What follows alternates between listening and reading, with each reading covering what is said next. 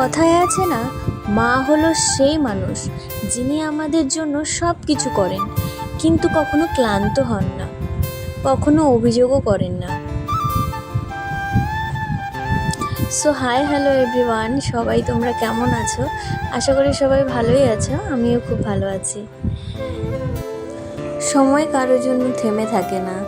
এই মা খরগোশটিকে যখন আমরা নিয়ে এসেছিলাম তখন কতটুকুনি ছিল, বাচ্চা ছিল।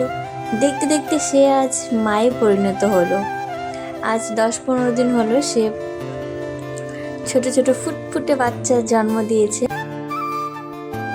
কয়েকদিন থেকে এই মা খরগোশটির শরীরটা খুব একটা ভালো নেই, তার জ্বর। কিন্তু তবুও দেখো, তার হাজার কষ্ট হলেও সে তার বাচ্চার প্রতি একটুও অবহেলা করছে না। খুব সুন্দরভাবে তার বাচ্চাটিকে সে যত্ন করছে, তাকে খাওয়াচ্ছে, অথচ নিজের শরীর ক্লান্ত।